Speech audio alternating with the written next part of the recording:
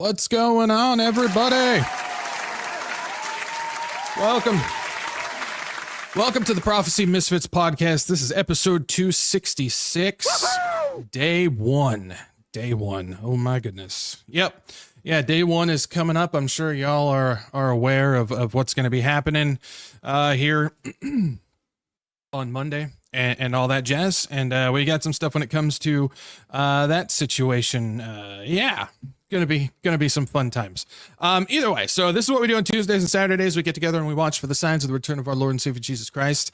We don't know exactly when he's going to come, but we will know the season. We watch for these signs. We watch for things, whether it's the construction of the Antichrist beast system, stepping stones to prophetic events that'll happen post rapture into the day of the Lord. And we just take a look and see what's going on. I mean, we're called to watch. Again, some people like to take it to both extremes, where one, they say, well, there's absolutely no possible way that we can watch for anything, which is kind of opposite of what scripture tells us. We don't know the day that the rapture is going to happen, but we can watch for things. But then we take it to the other extreme, where just things are just so sensational and over the top and Da Vinci Code and things and putting together codes and all this stuff that leads to absolutely nothing but heartbreak and people turning away from the faith. And it's unfortunate that we see both of those things happening. We need to find that middle ground. We need to find the middle ground. So, but yeah, day one, we're going to be taking a look at some stuff today. We're going to be taking a look at, first of all, what's going on with the fires and stuff like that. I haven't said anything about it. I haven't talked about it. I've received a whole bunch of questions. I'm going to go over some stuff. Probably many, maybe most won't agree with me on, but that's fine. But still, I'm just going to take you through my walk on what I have found through all that. But wait and see what I got going on for that. Then I got some other stuff. What's going on? We got the inauguration. Trump has decided to team up with some more billionaire technocrats, as well as some other religious people who are anti-Semitic and anti-Christian. Pretty interesting stuff. We got the whole presidency situation regarding all of the executive orders. He's probably going to break a record by a long shot when it comes to day one executive orders. We got some stuff when it comes to crypto and cryptocurrency and all that jazz that he's doing with that. A couple things that Biden has done, which has paved the way for Trump, which is actually against everything that his administration has been doing up until this point. But now he's setting it up for Trump, which is interesting. Again, they're two wings of the same bird. That should surprise nobody. And then we got some stuff from a couple of nominees from Trump's thing, including Tulsi Gabbard and Kristi Noem, something like that.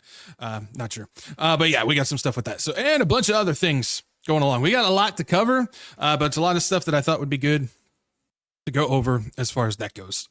Yeah. So, Gnome. Okay. Gnome. Little gnome. Okay. Sorry. Somebody's telling me how to pronounce it. But yeah, so we got some interesting stuff going on. Yes.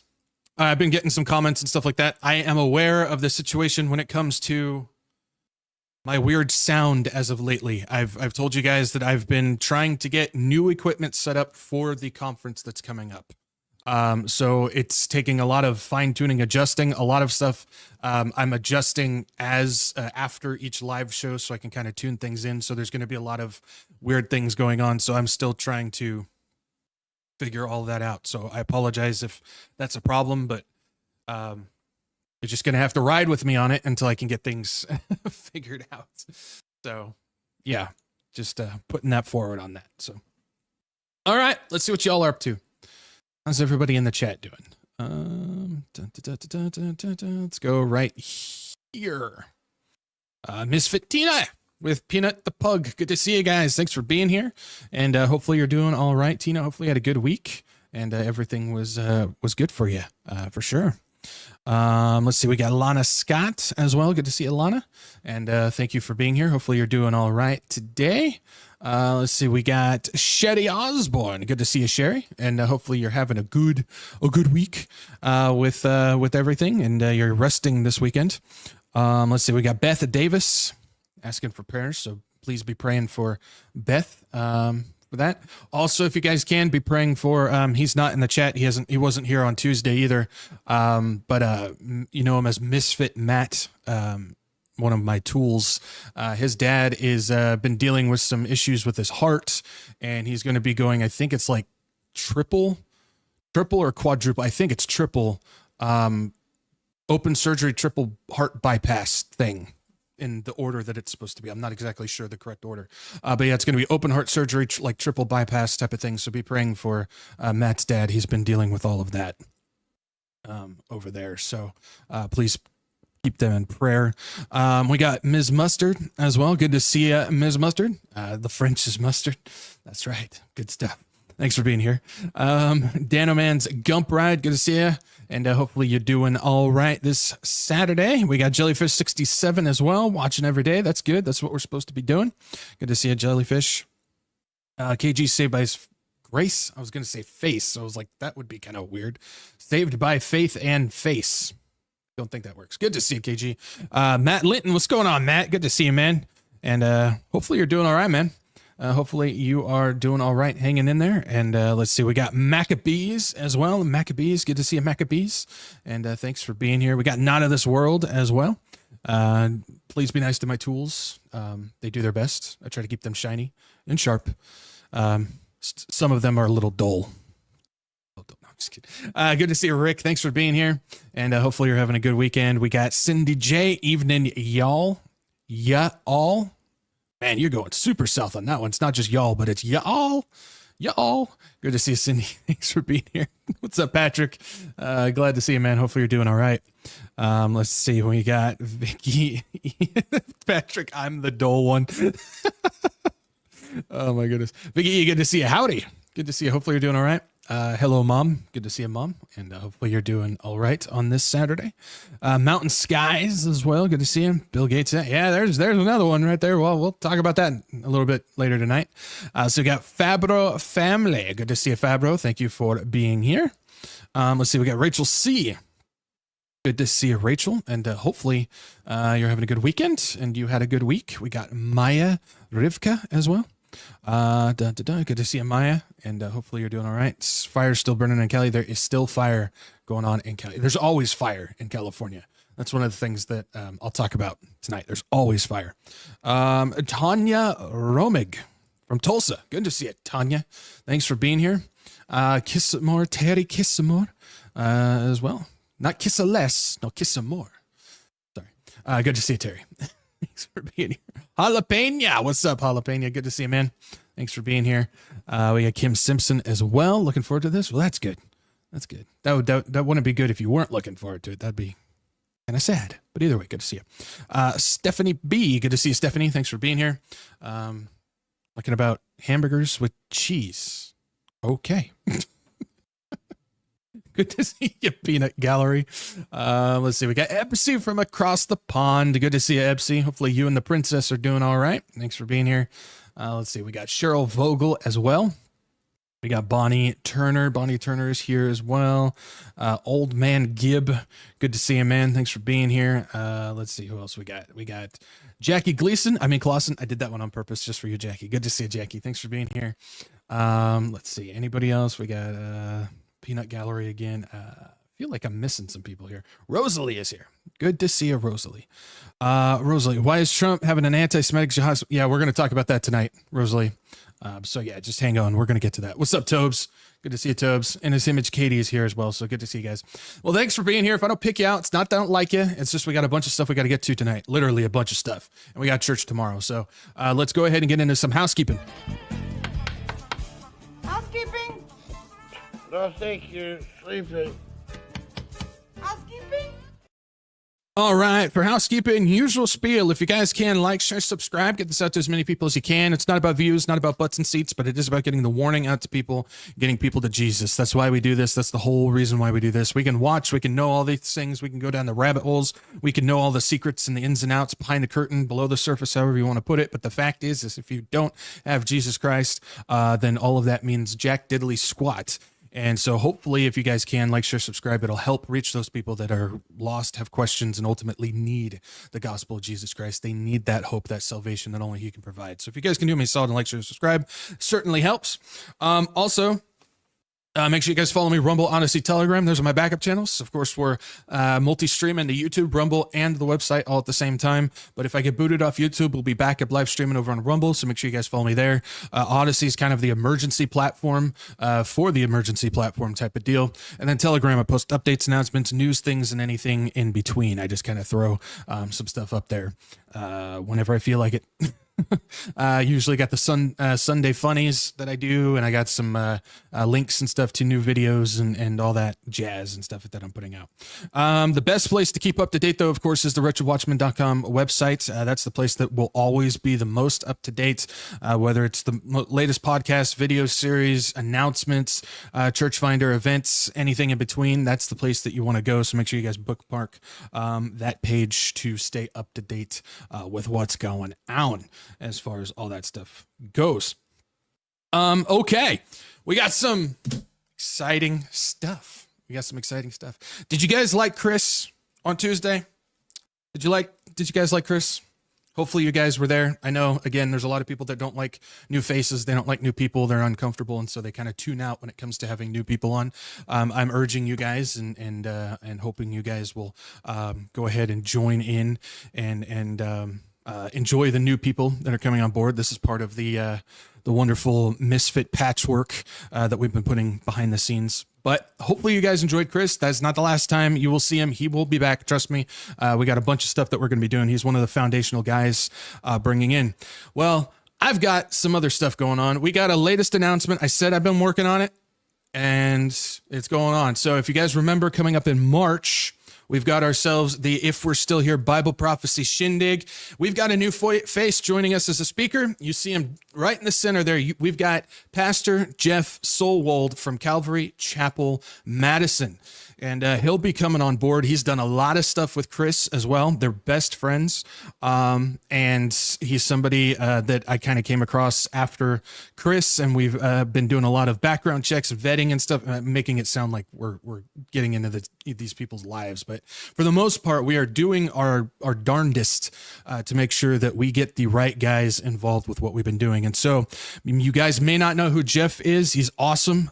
He's funny. He's personable. He's got great extensive knowledge. And so Pastor Jeff Solwold will be joining us for the If We're Still Here shindig. And so there's still a couple of other things that I'm working on. You might see another face or two pop up on there. We'll see how it goes. But yeah, so Jeff's going to be joining us. It's going to be good stuff as far as that goes. All right. I got another one though. Yeah, that's right. I wasn't going to leave you with just one. I told you we've been doing work. Coming up on Tuesday, we will have a guy by the name of Levi Hazen coming from Life in Messiah, the Life in Messiah group. This dude is fantastic at what he does. He's an extensive researcher and a ministry guy when it comes to the Jewish people, the land of Israel, trying to get the gospel of Jesus and teach the Jews so he can get them to salvation. He's part of the in Messiah. Sorry, my bad. Group. He's fantastic. He's also a teacher and a lecturer over at the Moody Institute, the Moody School as well. So this dude is great knowledge on what's going on with Israel, as well as all the current up-to-date stuff, as well as he's basically a historian as far as that goes. So on Tuesday, we will go ahead and have Levi Hazen joining us for this. It's going to be absolutely awesome. So I'm hoping that you guys are going to be joining on Tuesday. Again, I urge you guys, even if you don't know who these guys are, again, that's the point, is to make sure that we're bringing in new guys. If you don't know who he is, it's going to be a great time. So make sure you guys tune in on Tuesday for Levi as a guest. It's going to be great stuff. And then just a little thing as well. The third episode, the third part of the End Times New Age Redux came out yesterday. So make sure you guys don't fall behind. If you're still not checking it out, make sure you jump in now before we start getting too far ahead. Again, this is a series that I did back in 2023, but because I believe that the information is very important, I'm going to go ahead and make sure that I cut it down and make it available to everybody. And I'm already seeing a drop off from episode 1 to episode 2 and now to episode 3. Don't lose out because I continue almost every single week, get multiple questions about things that I have addressed in that series. And I always tell people, just go watch the series. Just go watch it. Yeah, it's 24 parts, I know, but there's some people out there that have like 80 parts of another series, and people have watched that 3 times and they just don't want to watch this one. So make sure you guys do that. It'll probably answer a lot of questions. And last but not least, if you guys would like to support this channel and what I do, I got donation links down below. CashApp, Venmo, and GiveSendGo, they are available down below. This channel is not monetized. I don't make anything from ads, views, anything like that. Run solely off of your guys' generous donations. So if you guys would like to support what I do, those links are down below. I appreciate all of you guys and your support. You guys make this run. You guys make all of this happen. I hope you guys realize that. Everything, the weekly shows, the videos, the bringing new people in and building something brand new with a whole new group of people, the shindig, everything. You guys are the ones that have made this happen. And so thank you guys for all of your support. And we're going to keep on. We're going to keep on going. We're going to keep on keeping on for sure. So, all right. Go ahead and get going in this. If you guys got questions, make sure you go put question in all caps in the chat so my mods can see it. If you don't follow the rules, it may not get answered. That's just how it goes. So yeah, make sure you guys throw that in there and I'll answer those at the end. And since it is Saturday, we got ourselves the Wretched Weather Report. Let's go.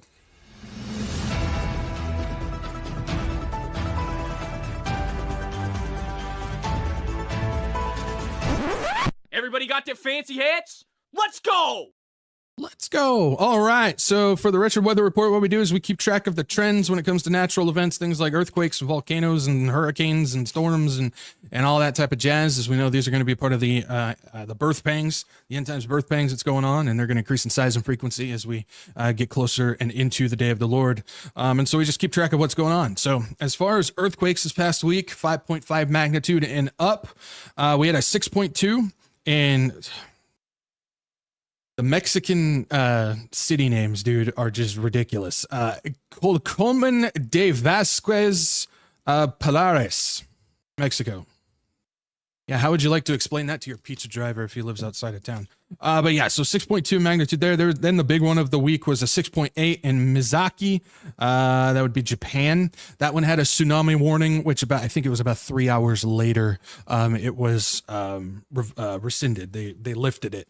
But yeah, that was a big one going on over there. And there's a 5.5 in Nishinan, Japan. 5.7 in the Central Mid-Atlantic Ridge, and then a 5.7 in Lata, Solomon Islands. So that's about all we got for the week as far as large-scale ones, 5.5 and up. For volcanoes, we got 44 volcanoes actively erupting, which is +3. We're back into the usual range of 44 to 48. So we kind of dropped out of there for about a month and a half, and now we're back up into the usual range. We got 5 in North America, which is +1 from last week, 6 in South America, 1 in Europe, 3 in Antarctica, 4 in Africa, 18 in Asia, which is +4. Or yeah, so North America -1. Asia +4. There we go. And then 7 in Oceania. So -1 + 4, that equals 3. So we're +3.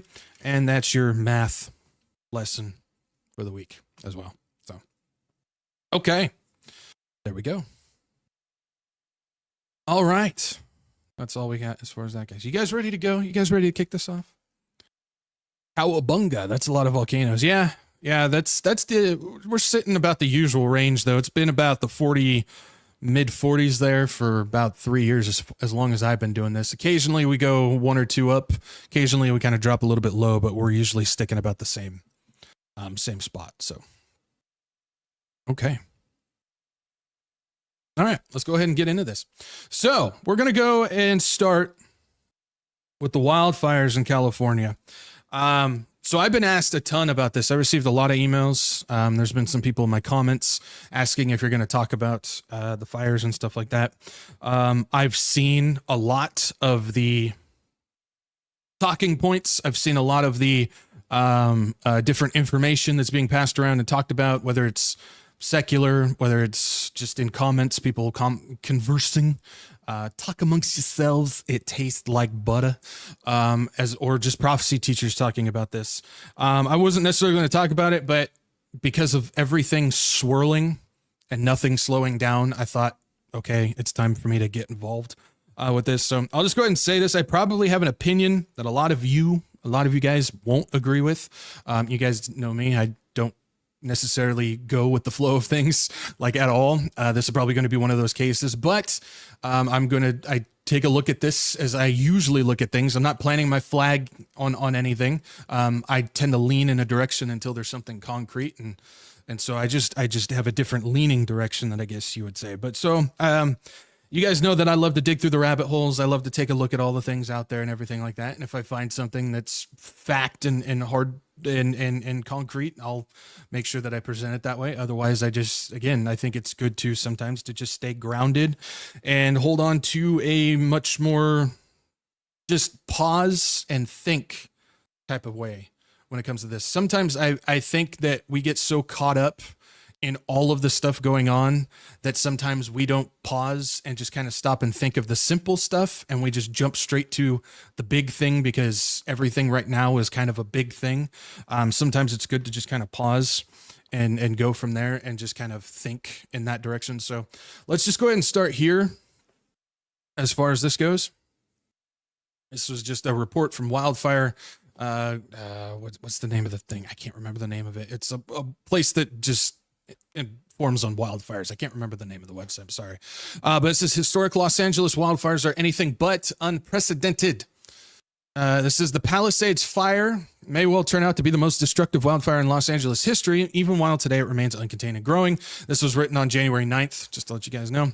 The wildfire was 0% contained and had destroyed more than 1,000 structures in and around the city's Pacific Palisades neighborhood. Less than 24 hours after igniting, officials confirmed at a press conference. Of course, we know that there was 4 different fires all going on, 2 large ones and 2 smaller ones.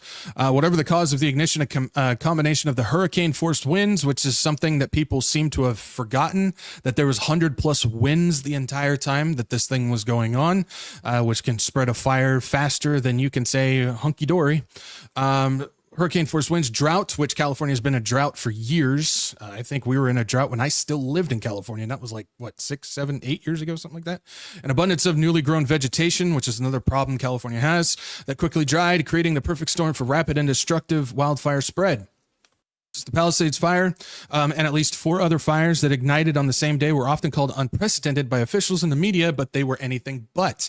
These fires may well be the most destructive for LA, Los Angeles, but are only considered unprecedented by those who have forgotten the past history of fires in the area, or forgotten the precedents of the Camp Fire in 2018, or the Australian Black Summer fires of 2019 and 20, or Greece of 2023, and others. Wildfire risk for these parts of LA have been well documented over many years, and a similar conflagration happened in the city less than 2 decades earlier. One of the most read articles on Wildfire Today. That's the place, Wildfire Today. That's the website. Possibly mistaken due to their similarities. Okay, before we start going any further, I lived in California for most of my life. The state was always on fire. North, south, mid, doesn't matter. It was always on fire. My mom still currently lives there. Every single year, she's got fire warnings and evacuation warnings. I believe, she can correct you in the chat, that she had to evacuate once or got like really, really close where she almost had to. I know friends that currently still live there. I've known people who lost ranches, lost homes, lost cattle because of all the fires that happened in California. They've been in a drought ever since I lived there. And again, that was a long time ago. This is nothing new. There's absolutely nothing new about this fire. A lot of people are looking at this thing going, this is some crazy thing that never happens. It happens every single year, all year long. This is nothing new. And so I'm just putting that out there. I know a lot of people, again, well, that doesn't matter. Just hang on. Because, again, I'm just seeing people jump way over all of that and going straight to the extravagant stuff. Take a walk with me with some of this stuff, shall you? Take a look. This was back in 2019. The massive Saddle Ridge fire started under a high voltage transmission tower, Los Angeles fire officials say. Investigators now know that there's a mammoth Saddle Ridge fire started. They just don't know how. The blaze, which torched more than 8,300 acres, started in a 50 feet by 70 feet area under a high voltage transmission tower. Hang on to that. I want to show you something at the end of this whole string. The Los Angeles Fire Department said, but the cause of the fire remains undetermined. The inferno is still raging. Again, this was back in 2019 with only 52% containment. If we keep going. Pacific Gas and Electric fined $125 million for 2019 Kincaid fire. This was a different one. Cal Fire determined that the 77,000, almost 78,000 acre blaze in 2020 was caused by PG&E's transmission lines. So we're starting to see a trend already. Dry vegetation, which if you know anything about the state of California, because of the forestry laws, they don't remove all of the underbrush, which causes these fires to happen year in, year out, all year long in California. Strong winds, we're seeing that again, and warm temperatures accelerated a blaze, which destroyed 374 structures and injured 4 people, according to Cal Fire. We will continue to work to make it safe, make it right, both by resolving claims stemming from past fires and through our work, make our system safer tomorrow than it is today, PG&E said. And you can see they've got the resolution of the prosecution. Keep going. PG&E pleads guilty to 84 counts of manslaughter in devastating campfire. Dozens of people in Northern California were killed in the state's worst wildfire, which was set off by PG&E equipment. Here we go again, November 2018. California utility company Pacific Gas and Electric pleaded guilty Tuesday to 84 counts of involuntary manslaughter for causing the deadly and massive campfire, which tore through communities in the northern part of the state in 2018. In what is considered the worst wildfire in modern-day history. Our equipment started the fire, PG&E Corporation CEO and President Bill Johnson said at the court hearing. The deadliest and most destructive wildfire in California history claimed more than almost 19,000 structures, including 13,700 single-family homes and 528 businesses. Deems is expected to formally sentence PG&E on Thursday for Friday, though no one will be in prison for the company's crimes. Coming from that, Governor Newsom office crafted law protecting PG&E. Crafted law protecting PG&E after a company's crimes killed 840 people. Documents revealed how California Governor Gavin Newsom protected PG&E after the company caused deadly fires and pleaded guilty to a felony killing 84 people. It says 3 days after Newsom celebrated his 2018 election victory, one of his major corporate campaign donors caused a mass killing. That's right. One of Newsom's highest campaign donors is PG&E. PG&E pleaded guilty in June 2020 to a felony involuntary manslaughter for killing 84 Californians in the 2018 campfire. PG&E officials walked out of the court to go back to work on turning a profit, aided by state policies Newsom crafted to help the company. What about all these? Michael C. Watts leads charge in historic $13.5 billion PG&E wildfire settlement. Ex-PG&E executive to pay $117 million to settle lawsuit over wildfires. The nation's largest utility agrees to pay more than $55 million for 2 wildfires. Utility giant PG&E agrees to $45 million settlement related to California's second largest wildfire. And you can go and find more and more and more of the same thing, of faulty equipment. I've lived in California. PG&E is the worst company in the United States, bar none, period, is the worst. This is on record. The worst company in the United States when it comes to maintenance of infrastructure, and is notorious for equipment malfunction. It's just, they're by far the worst in all of the United States. And their stuff continues to cause us stuff. Plus, this isn't even the ones that are just arson, which if you want to look at the videos of what's going on in LA, there's people starting fires, throwing gas cans over on the sides of the roads and stuff like that all over the place. So we got to take that into account. The fire in Los Angeles is not some crazy event. It's extremely common. It's just very large, which again, as of right now, I don't know if it actually overtook it or not, which at this time that I was looking at these things still isn't the largest in all of California. But we want to skip over all of that and immediately start jumping into big stuff, the narrative stuff, because it's exciting.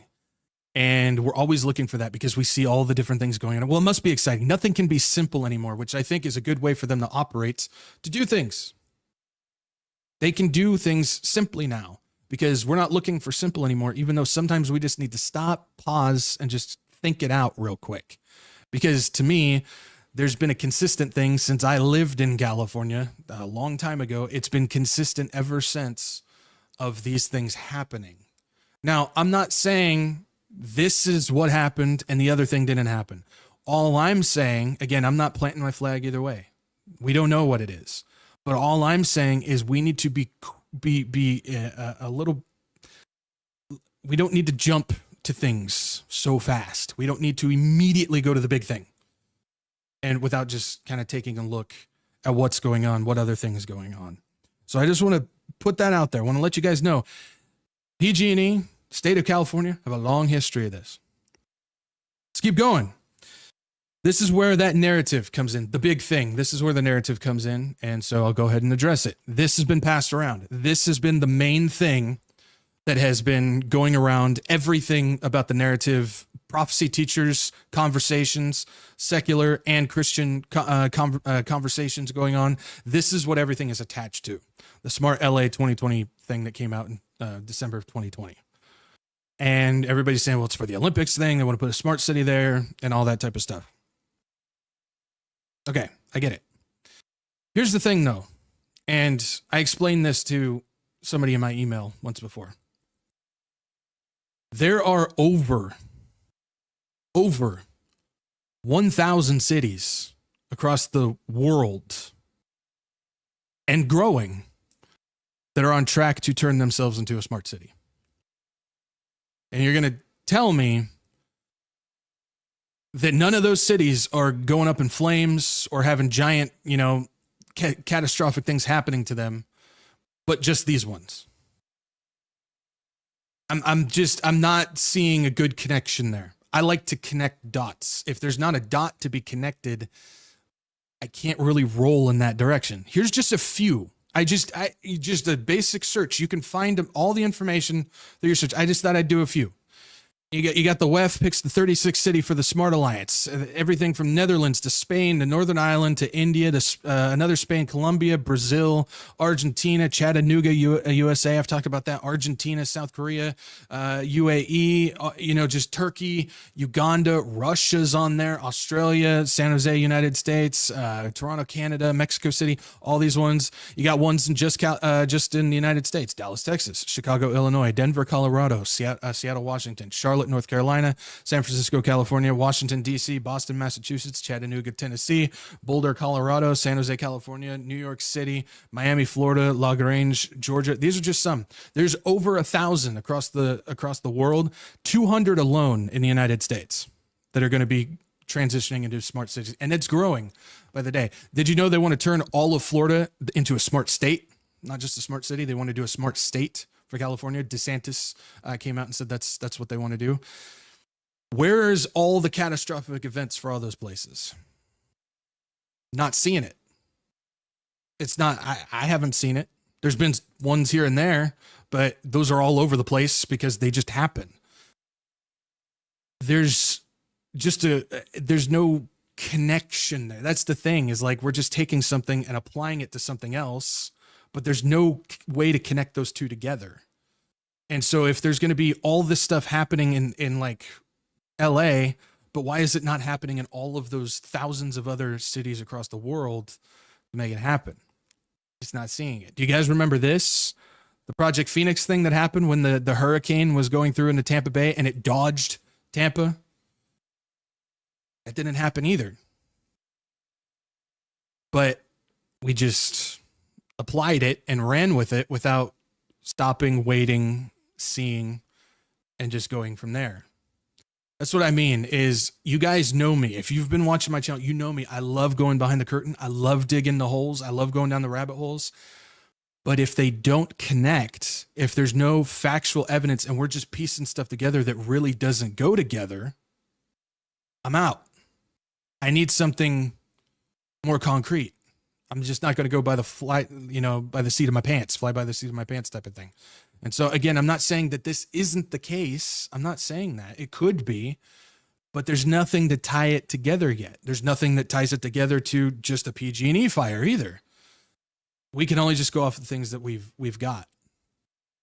So I just want to put that out there, is again, we just tend to just pick and choose little things. Now, there are some stuff out there that is worth noting, like this, which is forest fire as a military weapon. This was a report by the U.S. Department of Agriculture. This was a military thing conducted by DARPA. You can see there, DARPA, 10th of May, 1983, but this was done in 1970. This report was just put out in 1983. And this talks about using forest fire as a military weapon. You can see it on the official website of the U.S. government. They have it available there. So this stuff does happen. This stuff is available. I'm not saying that it's not. But again, I think the best way, because there's so much sensationalism out there. Oh my gosh. There's so much sensationalism out there that we just need to pause and kind of wait before we immediately jump to the big thing. I think that's key, because if we just immediately jump to the big thing, we're going to be lost. We're going to be lost because we're always going to be looking for the next big hit rather than just, hold on, let's just see what's going on. Is this a regular occurrence? What's usually the cause of the regular occurrence?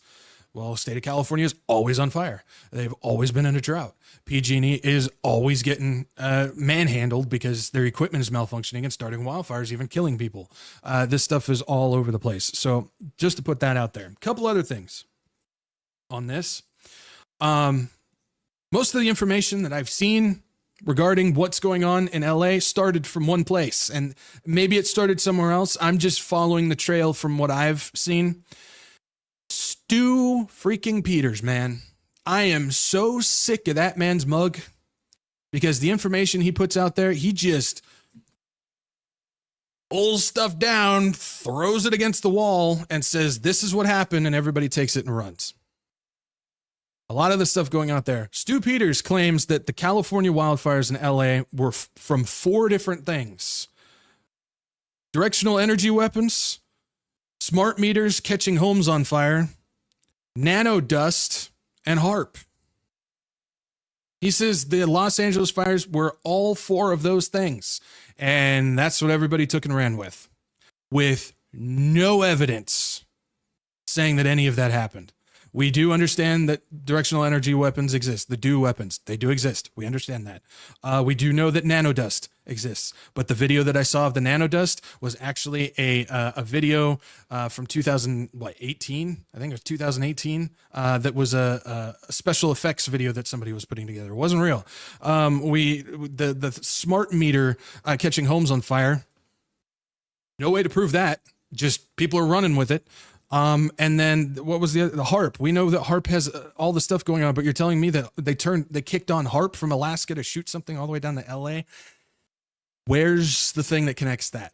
Or are we just going to go, well, I just think it works, and so I'm just going to roll with it. Again, we have to have something that connects them, but there's nothing that connects it.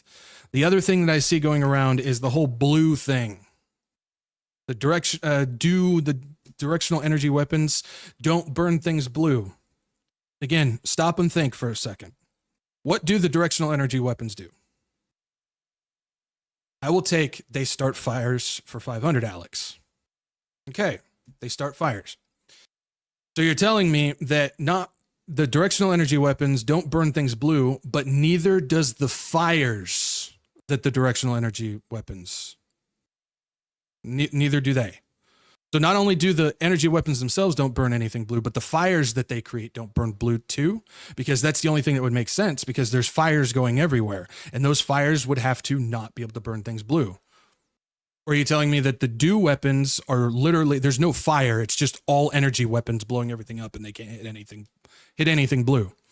You see what I mean? If you stop and just think for a moment, you go, oh, well, that makes a little bit of sense. The other thing is, if you look for the original video, which was, again, thanks Stu Peters, put out as fact, which is false. If you look at the original video that shows off the energy beam that doesn't burn things blue, there's only a slim cut version that's being passed around. Go watch the whole thing. They can tell you that they can shift the colors of it. If they don't want it to burn something green, they can change it to green. If they don't want something to burn pink, they can change it to pink. If they don't want to burn something that's purple, they can change it to purple. It's not just blue. It's whatever color that they choose to do. No, the pictures and the videos that you're seeing are strategically taken and passed around because there's the whole narrative of no, blue doesn't burn. Well, I've seen plenty of pictures and stuff where I've seen a whole bunch of other things that don't burn. There's some other things. 100+ mile an hour winds will launch flames in all sorts of directions where some things burn, some things don't. It's a massive drought. There's some houses that are still standing there that wasn't touched. But if you look into some of the things that are available, they have frontline wildfire defense that will protect the entire property that it surrounds. You can see videos of that thing in action. It's mighty impressive. Some of the people in that area whose houses weren't touched, their yards weren't touched, have those things on them. Again, when we stop and just think and take a look at the simple stuff, sometimes we will figure out that maybe it's not as extravagant as we might think. And this is coming from somebody who wears tinfoil lined hats 24/7. I'm just putting it out there, guys. I just want to put that out there. So, a couple other things. We seem to just automatically jump in the narrative. Remember the whole Las Vegas and New Orleans thing? Remember the narrative that started from that? Sean Ryan, which at this moment, I did those things and I was like, I'm not sure at this moment in time. I'm almost certain that dude is out there to direct people, is because people don't realize that the mainstream media is dead. They know that. So what's the best way to get to people?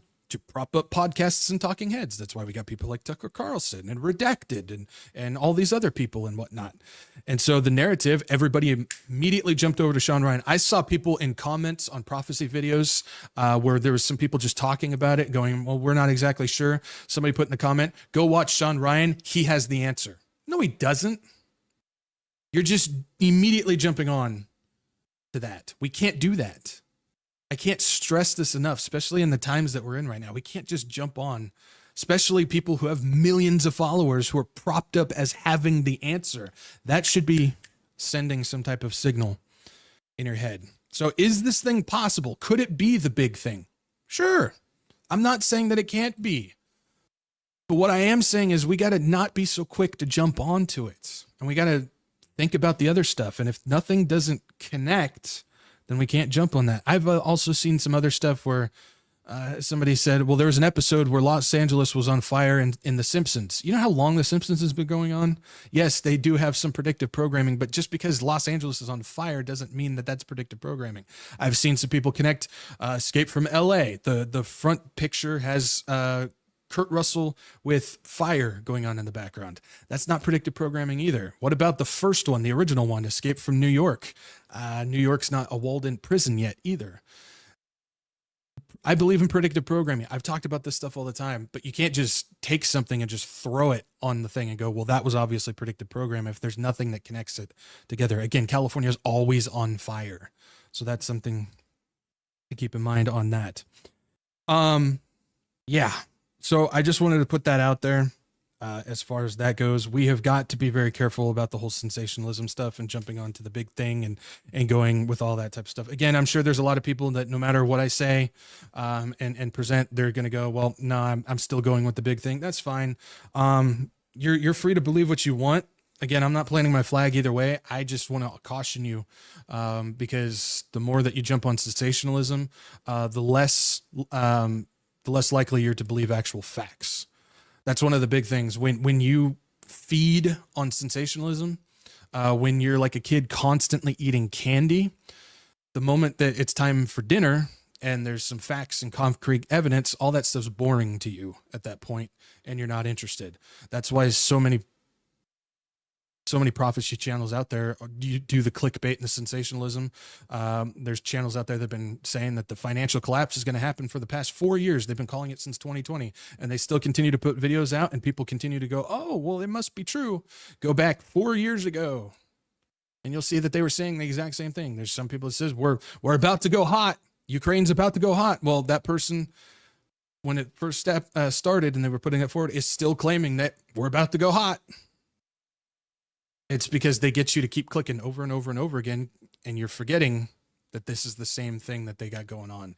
And the same thing happens with sensationalism when it comes to this type of stuff as well. The facts and the concrete evidence and the connecting dots and the due diligence and all this becomes boring, and you don't want that anymore. And you just want to jump onto the big narrative, and that's dangerous. Again, take it from somebody who's been there before. I learned a lot over years, but I've had to unlearn a lot of things as well. And you got to be able to realize when you're going a little too far, and you got to start stepping it back and go, you know what? Maybe I need some broccoli to go along with my sugar. So that's just something that I want to put as far as that goes. The other thing is the water situation. From my understanding, Los Angeles has had dried reservoirs and dried hydrants for the past 3 years. So this isn't anything new. I know a lot of people are saying that was new. It's not anything new, but there's clearly, I didn't even know about this. That's why I dug into this and I was like, oh my goodness, there's clearly a money laundering situation going on. Let's just take a look at some of these. This is, I'll read these to you with the dates. With the dates. EPA announces nearly $300 million in federal funding for California infrastructure improvements. This includes water. This is water and wastewater infrastructure. This was 2010. U.S. EPA announces more than $182 million for drinking water and wastewater infrastructure projects in California. That was 2016. U.S. EPA to announce millions and improve local water infrastructure, reduce pollution statewide. That was in 2017. U.S. EPA announces $95 million for wastewater projects in California. That was in 2017. U.S. EPA awards $173.5 million for California drinking water and wastewater projects. That was in 2018. EPA announces $196 million water infrastructure loan to Inland Empire, California. That was 2020. EPA announces $85 million loan to San Mateo, California to improve wastewater management. That was 2020. U.S. EPA announces $108 million loan to improve water quality in California Delta. That was 2020 again. EPA announces over $600 million in water infrastructure funding for California through the bipartisan infrastructure law, calls for prioritizing underserved communities. That was in 2021. U.S. EPA announces nearly $500 million for water infrastructure projects in Northern California. That was in 2020. Biden-Harris administration announces almost $166 million for California for clean water infrastructure upgrades through the bipartisan infrastructure law. That was in 2023. Keep going. EPA awards California $609 million in historic federal funding to improve water quality. That was in 2022. Biden-Harris administration announces over $391 million for drinking water infrastructure upgrades in California. That was in 2023. Biden-Harris administration announces over $500 million for California drinking water, wastewater, and stormwater infrastructure upgrades as part of Biden's Investing in America agenda. That was in 2024. Biden-Harris administration announces $276 million for water infrastructure in California through Investing in America agenda. That was in 2024 again. Biden-Harris administration announces $269 million to California for clean water to schools and homes, protected communities from lead in drinking water. That was in 2024. All of that money, there's some other ones out there. Those are just the ones that I picked. All of those things have something to do with upgrading the water infrastructure in California, which includes drinking water, wastewater, the whole infrastructure itself for all of California. And not a thing has been done with that money regarding the water infrastructure. Nothing. And this is from 2010 to 2024. Both the Biden and Trump administrations have been funneling money into this thing. Where on earth is that money going? I don't know. But that's a lot of, you're talking billions of dollars for California's water infrastructure, and not a thing has been done. Something is very off. There's something extremely off of where that money is going. Clearly, there's some type of money laundering program. Clearly, there's a funneling of some type. To who, to why, to what? I got nothing. That one I don't know. But something is seriously wrong if there's that much money going into California and nothing has changed regarding their infrastructure. So, yeah, I don't know. That's a lot of money. That is a lot of money as far as that goes. So that's what I got when it comes to this whole fire situation. That's what I got when it comes to everything going on right now. Again, my big warning, I'm not going one way or the other. Just giving you the information. But my big thing is we cannot just immediately jump onto sensationalism, jump onto the narrative, jump onto the big thing without doing our due diligence and making sure everything connects. Because I'll tell you what, through the things that I've done, all of the talking points that point to the big thing don't connect. They don't. It's just a whole bunch of stuff thrown at a wall and people are running with it. That's what I've discovered. So I'm not saying it's not possible. I'm not saying that that's not what's going on, but I haven't seen anything that proves that that's the situation at hand either.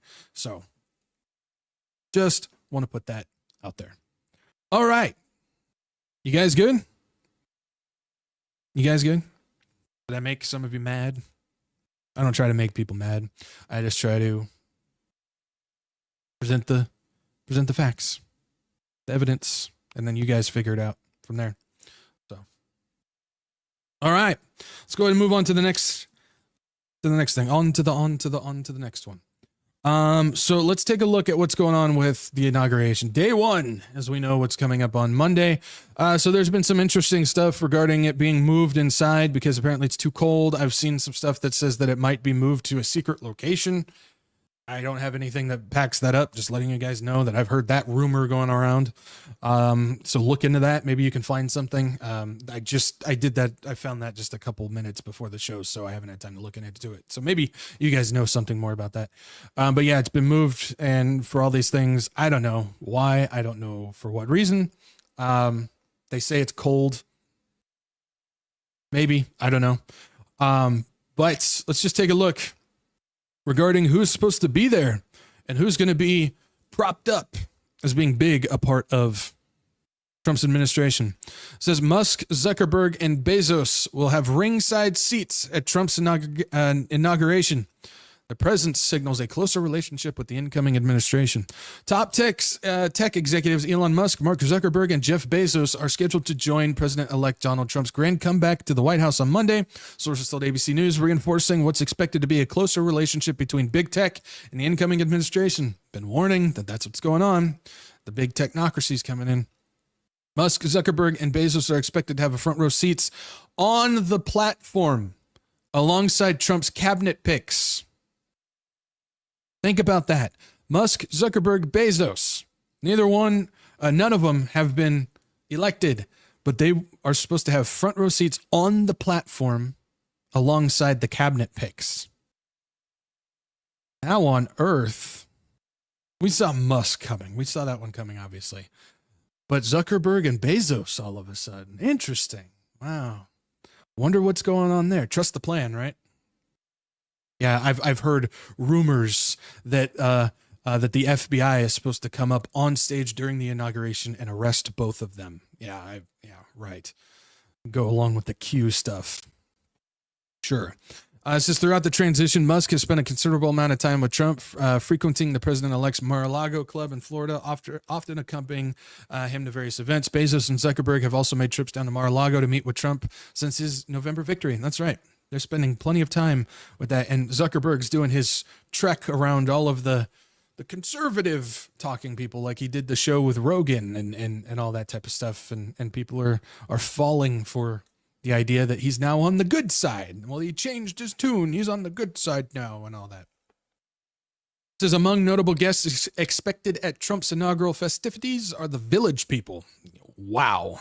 Musicians behind Trump's beloved YMCA and his signature rally dance. Wow. They're set to perform at multiple inaugural events throughout the weekend, including at least one attended by Trump himself, as well as the inauguration Eve Ball hosted by conservative group Turning Point. There's Charlie Kirk. Yep, the snake that infiltrated all the churches and said if you said to all the pastors, you need to start preaching from the pulpit that if you don't vote for Trump, that you're sinning and Jesus Christ is going to turn you away and all that stuff. Yeah, I'm sure you can think of a few of those guys.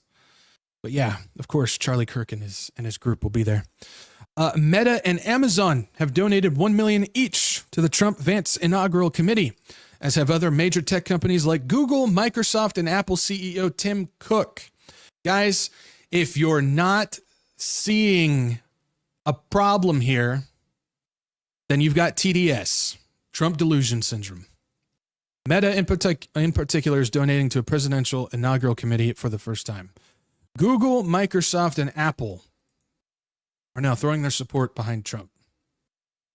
I'll tell you what, if this was Biden or Harris, prophecy teachers would be shredding into this. But because it's Trump, nope. Excuses. It's how the deep state is worming their way in so they can attack Trump. And the deep state is still against Trump. They're going to do everything they can to take out Trump. I am so sick of the prophecy teachers and pastors defending Trump, saying they're scared for his life and that he's not a part of this. And he's the only guy, even though he's surrounding himself with all the bad guys, he's the only guy standing for America. You guys are so lost. It's not even funny. But again, we've got the technocrats latching on to Trump because Trump is choosing the technocrats. And here's my thing. If you're one of those people that still doesn't believe that Trump is not involved with this, Trump is either the dumbest person ever in the history of ever to have a position in government. And I mean that, the dumbest person ever to have a position in government, or he's in on it. There is no other option. There's no other option. He's either the stupidest man ever to get into the office, or he's in on it. And I don't believe he's stupid. Just putting it out there. I just don't understand how people can still do this. I'm scared for Trump and how the deep state is going to come against him and stuff like. It's unbelievable. It is unbelievable. I just can't. I just can't. Coming along with this, another person, again, because of how they're changing some stuff with the venue, I don't know if this is still going to go on or not, but still the fact is this is one of the things happening. Trump inauguration will reportedly include Muslim cleric who refused to condemn Hezbollah as terror organization. I lean towards Mr. Trump because I found him closer to the Bible, the Torah, and the Quran, al-Husseini said of Trump ahead of Election Day. A Muslim cleric who has praised Iran and refused to call Hezbollah a terrorist organization was reportedly tapped to deliver a benediction at President-elect Trump's inauguration. Husham al-Husseini is a well-known Iraqi American imam in Michigan, overseeing. That's right. That was a part of the whole thing where Trump invited all the Michigan Muslims, that huge organization, because they threw their support behind him as well. They invited him on stage. That's where this connection comes from. Husham al-Husseini is a well-known Iraqi American imam in Michigan, overseeing the Karbala Islamic Education Center in Dearborn. I probably butchered that, but you guys get it. Al-Husseini was among a swath of Muslim voters in Michigan who indicated ahead of Election Day that they would support Trump instead of the Democratic Party's ticket in November. Before he indicated support for the former and upcoming president, al-Husseini reportedly made a series of questionable comments. Yeah, questionable. Sure. That's a light way of putting it. Washington, D.C.-based nonprofit, the Middle East Media and Research Institute, for example, reported this week that the Muslim cleric praised Iran in a 2022 interview. You can find that video online. I'm not going to play it, but you can find it. It is available. He said, "Thank God we have the Islamic Republic of Iran. Its light goes to Syria, Lebanon, Iraq, Yemen, and all over," he said in the interview. The conservative nonprofit, the Middle East Forum, described the cleric as a radical, anti-Semitic, pro-Hezbollah Shia imam who reportedly hosted a 2015 rally in Dearborn where he wished death upon Saudi Arabia amid the Saudi-led intervention in the Yemeni civil war. We're going to make excuses for that one too? I'm just curious, because if that was Biden, again, prophecy teachers and stuff Christians would just be shredding him for that. Dead silent from the Christians now because of Trump.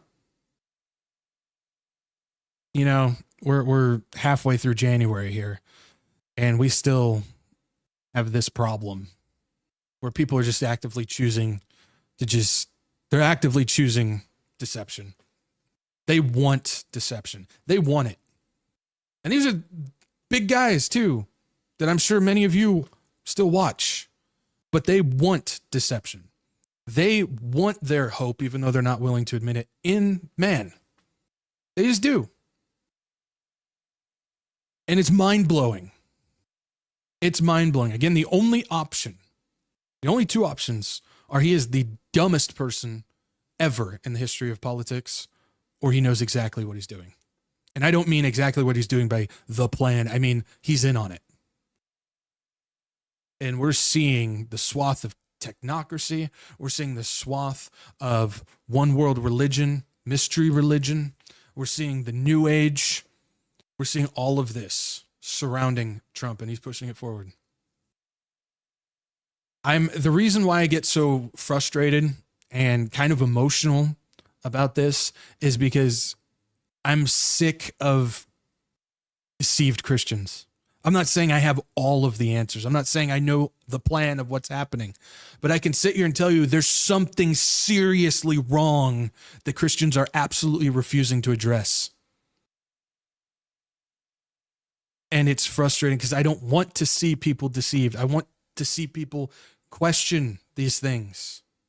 I want to see the truth come out, or as close to the truth as we can get while we're still here. There's a lot of things that we're not going to know.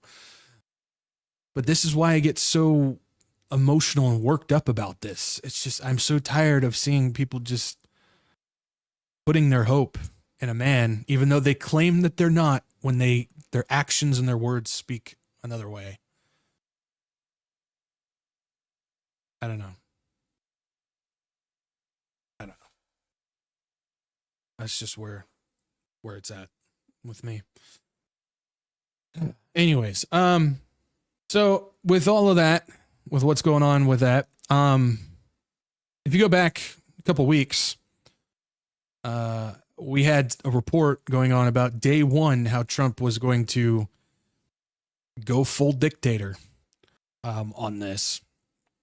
It says Trump is planning 100, possibly over 100 executive orders starting day one. Border deportations and other priorities. We'll take a look at one of those here in a minute. It says President-elect Donald Trump is preparing more than 100 executive orders starting day one of the new White House in what amounts to a shock and awe campaign on border security, deportations, and a rush of other policy priorities. Trump told Republican senators about the onslaught during a private meeting on Capitol Hill. Many of the actions are expected to launch on Inauguration Day, January 20th, when he takes office. Trump top advisor Stephen Miller outlined the GOP senators, the border security and immigration enforcement measures that are likely to launch soonest. Axios first reported on the Trump and his team presentation. Allies of the president-elect have been preparing a stack of executive orders that Trump could sign quickly on a wide range of topics, from the U.S.-Mexico border clampdown to energy development to the federal Schedule F workforce rules, school gender policies, the stuff mandates, among other day one promises made during his campaign. While executive actions are common on the first day of the White House, as a new president puts a stamp on certain priorities, what Trump and his team are planning is an executive punch unseen in modern times as he prepares to wield power in untested ways, bypassing legislative machinery of Congress. Okay. If this does happen, again, they have to be signed for it to actually count. So we're not saying that, but if it does happen, he will have the highest record by a long shot. I think Biden did 44 on day one. Obama did 40 something on day one. I think Trump, during his first administration, he did like 55 on day one. But yeah, he's planning on doing this. Pause and think for a second. What is the point of even having Congress? And might I add, Congress is owned by the red now. Remember the red wave that happened? What's the point of having Congress if the president is just going to go in there and just pass everything on his own in a sweep of a pen and sign everything over? This is, and I'm not saying it's just him. I'm saying the whole thing again, Biden and Obama and Trump and Bush and all the ones that have just completely abused the ever-loving power out of this executive order stuff. This is not how the government's supposed to be run. Not at all. And so what's the point? If you're just going to come in and just start signing stuff over like that. And remember, this was supposed to be just an executive branch thing. Now it's for everybody. Just going to just be like it, sign it. Just going to sign these things. He's going to have a stack of at least 100 of them there, apparently. He's just going to sign all of them. Just boom, boom, boom, boom. And this isn't good. I don't care if he's going in and revoking some horrific things. The gender stuff and everything like that, if that all goes through, that's great. But we need to go through how it's supposed to go. You know, everybody voted for him saying, make America great again, and for constitutional rights and stuff like that. He's just completely bypassing all of that and going straight to dictator level executive stuff. Do you remember his comments he made? This was a month, like a year or so ago. So I can't remember the exact date. He said, "Oh, I'll be a dictator just day one." You know, he was kind of telling you what's going on. This, I don't care what side that you're on. This isn't good. I don't care who it is. If this was, you know, if they revived JFK and brought him back into the office and he did this, I'd be calling him out on this too, because this is not how it's supposed to be operated in any type of way. And so if this is how he's going to operate, be on the lookout. That's all I can say. One of the things that he plans on doing with the executive orders has to do with crypto. We understand that he wants to make America first in crypto, and he wants to do the Bitcoin reserve here. He wants to bring in the digital currency. This is what he wants to do. So one of the executive orders that he plans on doing is to designate cryptocurrency as a national priority. As President-elect Donald Trump is planning to release an executive order elevating crypto as a policy priority and giving industry insiders a voice within his administration, which again, that goes right along with his techno bros that he's been putting in the whole time. He wants the cryptocurrency guys involved as well. So that goes right along with the swamp that he is making swampier. Says the order is expected to name crypto as a national imperative or priority. Strategic wording intended to guide government agencies to work with the industry, according to people familiar with the matter. It is also slated to create a crypto advisory council to advocate for the industry's policy priorities, said the people who requested being anonymous, can't say that word, you guys know, to discuss an executive order that is not yet public. Trump has enjoyed strong support from the crypto industry, which is a powerful presence in Washington, backed by well-funded political action committees. A slew of companies, including Coinbase and Ripple, have donated to Trump's inaugural committee in recent months. Again, more techno, more crypto, all of these guys that, again, if it was anybody else, we'd have a problem with it. This is all the stuff that we have been warning about. The prophecy community has been warning about for years, but all of it is dropped. All of it is ignored. All of it is excused because now it's not Biden sitting there, which was, again, just a weekend at Bernie's body. He had no control or anything going on, no control at all. But because it's Trump now, no, not as bad. We can make excuses, you know, at least it's not Harris, you know, all that stuff. We weren't voting for a pastor. That's what I'm talking about. It's ridiculous. On Friday, days before the inauguration, the industry is hosting an inaugural crypto ball in support of Trump. That just took place, and I'll show you what came of it. Still under discussion for inclusion in the executive order is a directive for all government agencies to review policies about digital assets and possibly pause, hear this now, possibly pause any litigation involving crypto, the people said. Stopping legal actions that have targeted a range of companies from Binance, the world's biggest crypto exchange, to startup Ripple Labs is top priority for the industry. They want to pause all litigation against these guys for the stuff that they have done, which they should get in trouble for. Also under consideration is the creation of a national Bitcoin stockpile. Again, we just talked about how apparently they're calling for Bitcoin to replace gold and be the new standard. Pretty interesting. Go check that out. There's a video on my channel if you haven't seen it, which would encompass the government's existing holdings of the world's biggest cryptocurrency, the people said. The U.S. government currently holds nearly $20 billion worth of Bitcoin, confiscated as part of various investigations, according to analytics company Arkham. Bitcoin has rallied more than 50% since the November election, in part in hopes of that such a stockpile would be created. The token more than doubled its price in 2024. It was trading up almost 5% at that price, and so on and so forth. This is something that I've warned about. And again, it's just taking what the problem was and just renaming it. That's all it was. We've been talking about CBDCs. The CBDCs are coming. It's the one world currency. It's the digital currency. It's the way they can track and trace and turn everything off. It's going to be bad. It's terrible. It's all bad. Trump comes in. I'm going to do the same thing, just with a different name. Oh, okay, we're all safe. It's all good. That's what's going on. He told you what he was going to do. And now we got all the people. I'm not just talking about the Christians and stuff, but all the people, secular and right wing and all that stuff, who were warning and completely against this, are now clapping like seals. It's great. It's going to be good stuff. Do you not see the issue here? I'm not trying to sound condescending. I'm really not. It may sound like that, and I apologize if my tone is coming across that way. I don't want it to. But I certainly hope that you're seeing the problem here. Now, on the article, I mentioned I'd get to this about hosting the inaugural crypto ball. And what came of it? Well, at that crypto ball, Trump launches a meme coin. Apparently makes over $25 billion overnight. President-elect Trump launched his own cryptocurrency. Think about this. We're how many days away? My camera's starting to turn me red. I don't know why. That's not me. That's my camera, I promise. But think about this. Just a couple days before he's going to be president, what does he do? He launches a meme coin that skyrockets his own personal wealth. Think about that. Pause and just think about the small thing. Like this has been the theme so far. Just pause, think about the small theme. He's almost president.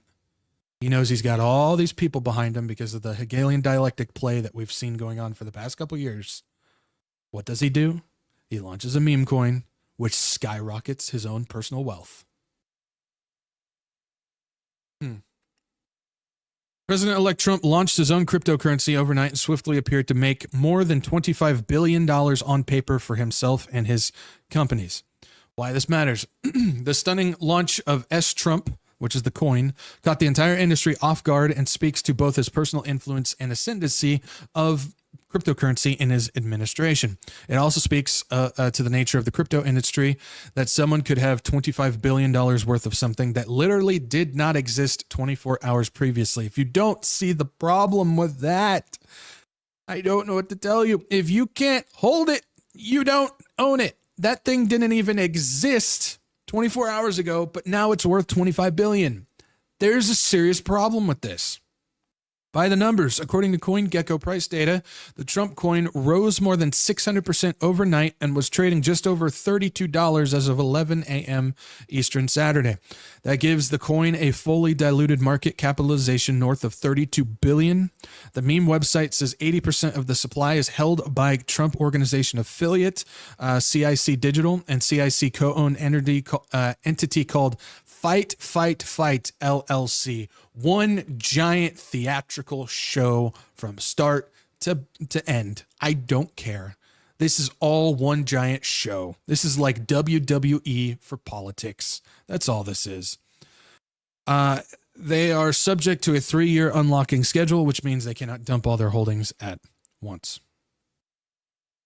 This is one giant theatrical show. A couple things with how this system is working. We got the meme coin, and it's on Solana blockchain, which publicly reports transactions, but it masks who the people are that make the transactions. Why is that important? Well, that means that there will be anonymous transactions that will allow massive A, money laundering, or B, foreign payments to Trump and his company with no way to determine where it's coming from or who gave it. That's dangerous. That's very dangerous.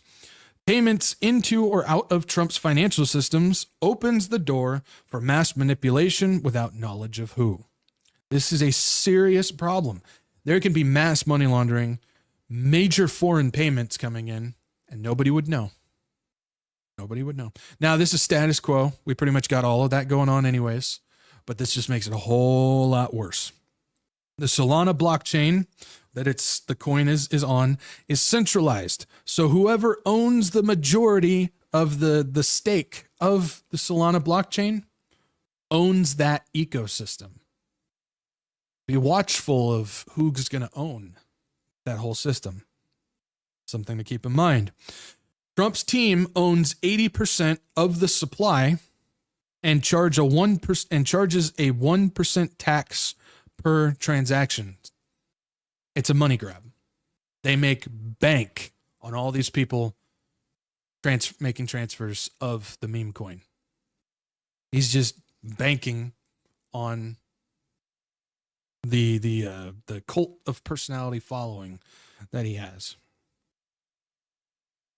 Guys, this is very revealing, and it's showing you where this is going. There's really no other way to put it. This is a showing of the direction that the United States of America is going. This is showing a direction of who's in control, not just Trump, but the people that he has behind him. And this shows where the financial system is going too.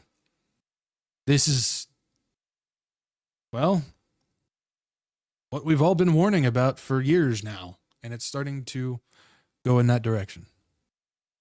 Starting to go in that direction. Couple other things. Biden has kind of cleared the way for making AI, making the United States, making America first in AI. The promise that Trump wanted to do. Well, Biden has kind of cleared the way right before he gets out. Keep in mind that up until this point, remember, Biden and his administration has been trying to, quote unquote, reduce AI and make sure that it doesn't advance or go forward or anything like that. Well, this just shows that he's preparing the way and passing the baton over to Trump. Again, two wings of the same bird. Biden issues second AI action during final week in office with executive order fast-tracking U.S. infrastructure. Biden issues executive order to accelerate the speed at which we build the next generation of AI infrastructure here in America. Passing it on to Trump. Let's get going. President Biden on Tuesday signed an ambitious executive order that he says will keep both national security and climate change in mind while fast-tracking the build-out of large-scale AI infrastructure in the United States. Biden said in a statement released by the White House that the executive order will accelerate the speed at which we build the next generation of AI infrastructure here in America in a way that enhances economic competitiveness, national security, AI safety, and clean energy. It directs the Department of Defense and the Department of Energy to lease federal sites where the private sector can build frontier AI infrastructure at speed and scale. Wow. That's great. Again, you have Trump. Again, my camera is really making me red. I'm sorry. Again, we have Trump coming in with his techno bros, Palantir and Clearview AI and DARPA and all the Musk stuff and the Zuckerberg stuff, Meta, Bezos. We got the meeting that just took place with Bill Gates, 3-hour meeting, and Bill Gates is excited because Trump wants to expand upon the flu and the mRNA stuff. Warp Speed 2.0, anyone? Yeah, people seem to have forgotten that it was Warp Speed that murdered how many people? All of that's okay, though. It's all okay. But he's building all of this. Alex Karp. Remember, Alex Karp and Peter Thiel not only connected to Palantir and DARPA and the CIA, but they're also part of the Bilderberg Group. Keep that in mind with all of this stuff going on. Clearview AI is all connected to this as well. And that all has to do with national security and defense and getting as much AI infrastructure and data centers as possible. Remember, I just reported that Trump is is investing like a ridiculous amount of money from an Arabian dude to set up more data centers in the United States. And Biden's just clearing the way, passing the baton. One last thing. Here you go, Trump. Same team. Same team. So what are they going to do with all that infrastructure? Well, according to two of the nominees from Trump, they're going to use it against us. Should we be shocked by any of that? We shouldn't. Let's take a look. Tulsi Gabbard changes tune on controversial intelligence tool following GOP lobbying. Gabbard previously voted against the FISA Reauthorization Act. Tulsi Gabbard, who is President-elect Donald Trump's choice to be the Director of National Intelligence in his next administration, has reversed course on a controversial item after lobbying from Republican senators. Gabbard revealed on Friday that she believes Section 702 of the Foreign Intelligence Surveillance Act, FISA, is crucial for gathering foreign intelligence on non-U.S. persons abroad. Well, guess what? It's also great at collecting intelligence on us as well. She previously opposed FISA Section 702 reauthorization while serving as a Democrat in the House of Representatives. Keep in mind that every single president from the creation of this thing has signed and extended it, and that includes Trump too. It's not going away. It's not going away.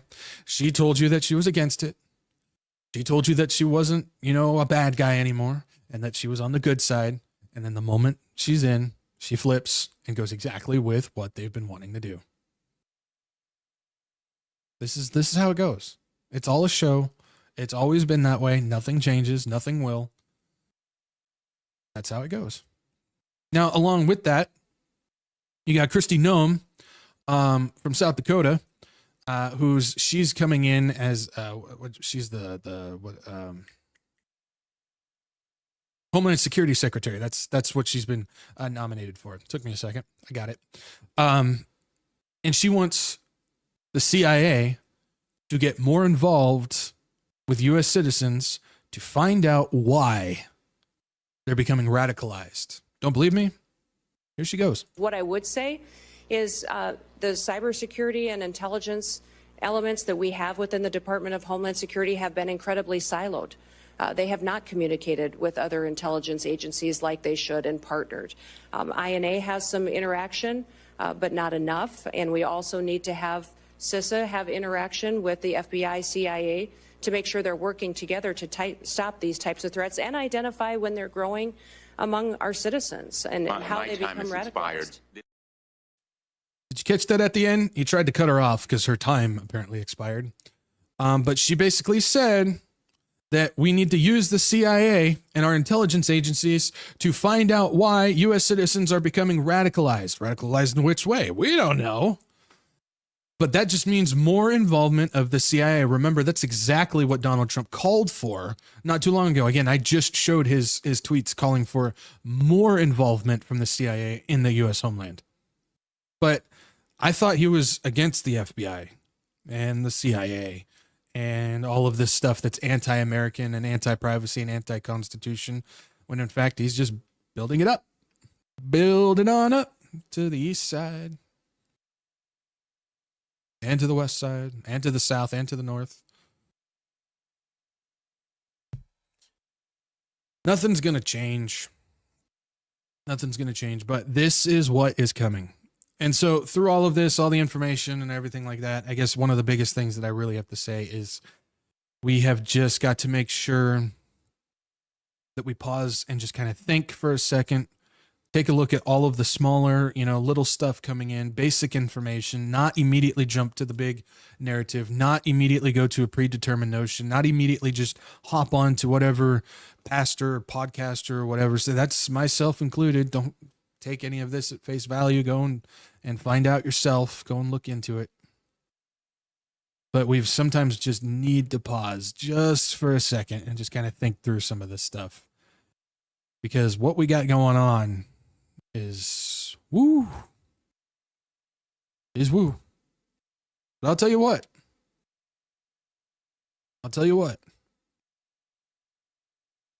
None of this surprises God. He's not up there panicking. He's not up there worrying. He's not up there freaking out. everything is happening right on time for him. Everything is happening right on time.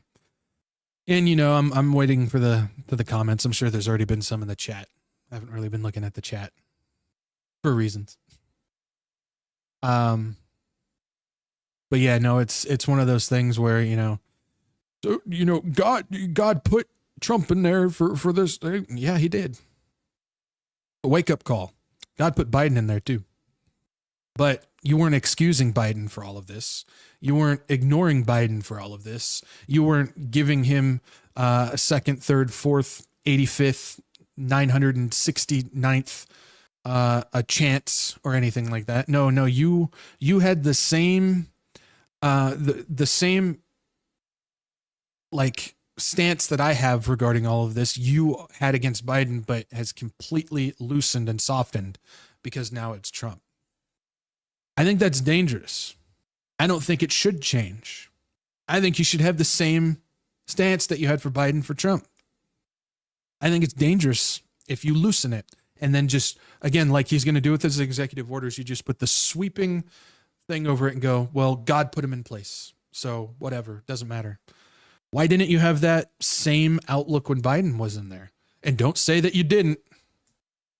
Don't say that you didn't, because you didn't. That's my whole thing is why are we being one way on one side and the other on the other side? We shouldn't. We should hold to the same thing. We should not compromise. We cannot compromise biblical values. We shouldn't compromise things going on in the world. We should not compromise either. We should call them out equally. And some people want to say, well, you're not calling out Biden, like, because dude's almost out. Why would I waste time on somebody who's almost out? No, I just see the deception that's going on in the church and the prophecy community and in the world regarding Trump, and I'm trying to show that it is in fact deception. Again, Matthew 24, do not be deceived. The first thing Christ said, do not be deceived. Many people will come in my name. Many people will come saying that they are me. There's going to be many things in our day-to-day lives, things when it comes to prophecy, all of these things that are going to be deceiving among us. And the Satan doesn't need any more help. He doesn't need any more help when it comes to the deception game. Whether you're giving him the help yourself by just sticking to your guns on something that the evidence clearly says is otherwise, whether it's the prophecy teachers and pastors who absolutely refuse to report on information that I believe most of them know. I believe when it comes to the biblical prophecy and people in that old circle, they know the information. They're choosing not to show it. I'll just leave it at that. But I believe that there's some that don't know, that just haven't looked into it. But Satan doesn't need any more help. He does not need more help. Let's not give it to him. Let's not give it to him. And if you don't know the Lord, if you're sitting here, you're one of those people that's not a Christian, and you're here because I talk about this type of stuff, cool, glad to have you here. But just want to let you know, you've got no hope and you are doomed if you don't have Jesus Christ. So let today be the day that you have Jesus. And his gospel is so simple as ABC. A is you admit that you're a sinner. The act of repentance, it's understanding and admitting that you are a sinner, that you have sinned, and that you need Jesus Christ alone to save you. Metanoia, repentance, is the act of changing mind. You're turning from self to Jesus. That's not a physical thing that you do. That's not a work that you do. That's none of that. What it is, it's a change of mind going, you know what? I'm a sinner. I messed up. I have fallen short. And I can't save myself, and I need Jesus Christ alone. That's what repentance is. And it's through this repentance that allows belief, true belief that Jesus Christ is the one and only begotten Son of God, that he came down 100% man, 100% God, the God-man, the one and only. And he lived the perfect, sinless life, the one and only to do so, which means he was the only one qualified to carry the sins of the world upon his shoulders to the cross, to take our place upon that cross.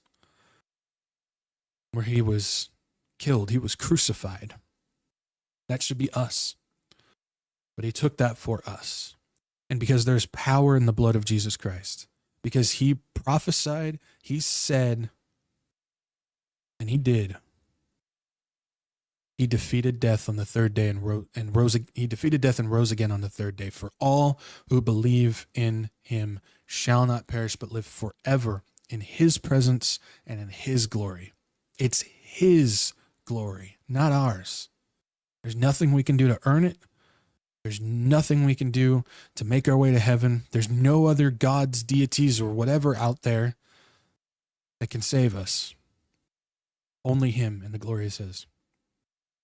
So you repent, you believe, and you call upon the Lord. The simple prayer, Lord Jesus, I am a sinner, and I have sinned, and I need you alone to save me.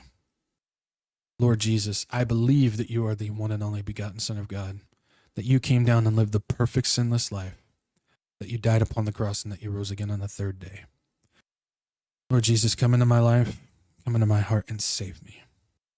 Amen. Now keep in mind, knowing and believing are two very different things. You can know the story and you can say the sinner's prayer, but that does not mean that you're saved. That's one of the biggest problems that I see with all, I love that we've got people out there that want to go and share the gospel on the street, but my biggest thing is we got to make sure that we're doing it the right way. Just because you tell somebody the story and tell them to recite some words back in a prayer does not mean that they're saved. Believing, it's through belief, faith, trust in Jesus that you are saved. Just remember that. All right. We're doing good on time and we got some questions. You guys ready for some questions? I'm pressing buttons that I should not be pressing. I am still live, right? Okay. Got to be careful pushing all those buttons. All right. Let's go ahead and get into this here. How are we looking? Okay. Rosalie Dent, why is Trump having an anti-Semitic jihadist imam to say the prayer at his inauguration? We covered that. So hopefully that you were here for that, Rosalie, and your question should be answered. I have no answer why he was, or he did, or he is. English, it's hard. English sucks, man. Just saying. But yeah, I don't know why, but part of his golden age thing, I guess. Mystery religion up in front. Let's see. Patrick Starr, question. Do you think TikTok will get banned? And do you think there will be a major reaction to it? This is going to be an interesting thing.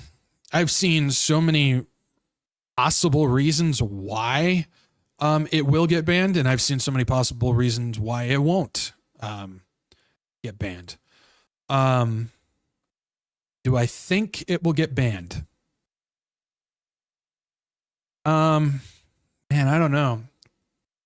Because I've seen Kevin O'Leary, he wants to buy it.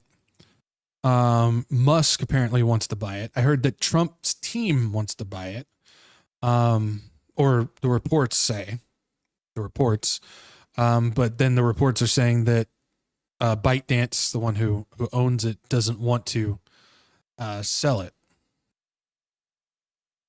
I don't know. I think this has a lot to do with personally, and this is just pure speculation. I don't have anything to back it up. This is my thought process. I guess that's the best way to do it. This is my thought process. I think this might have something to do with making Musk's X the only app like he wants to do. He wants to make it WeChat and stuff.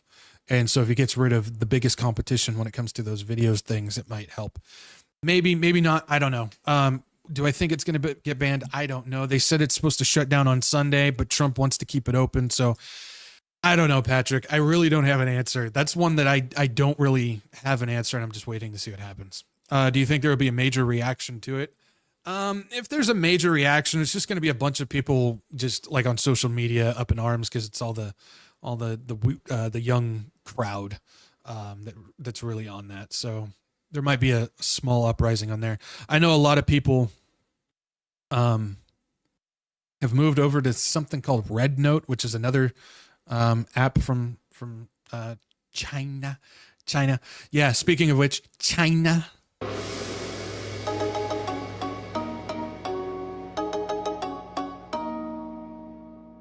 That's right. I said I was going to get something and I did. I got it. But yeah, so they kind of moved over to that new thing. So I don't know. Interesting. I don't have an answer for you though, Patrick. That's going to be interesting to see what happens. Keep in mind though, keep this in mind that TikTok was funded by the WEF. That was their program that they were funding to get it done. So, okay. Let's see here. KG Saved by Faith and Grace question. Matt from Live by Faith Ministries. He has the same teaching as you. Maybe him as a guest if you heard of him. Yeah, I've heard of Matt. I've looked into Matt. I'm not going to get into details, but I wouldn't get your hopes up about seeing him around my channel. Just saying. There's been some changes, as you guys know, and I'm making more changes along the way and defining things. So I've had many people email me about him. I've said that I'll look into him. I don't have anything personally against him, so don't take this as something big and running with it. He's just not somebody that I'll have on as a guest. I'll just say that. Amanda Stumpf question. Is it also typical that California has no water storage to put out the fires? Like I said, the reservoir for Southern California and whatnot has been sitting dry for roughly 3 years now. So it's been a while. So yeah, it's not anything new as far as the water storage.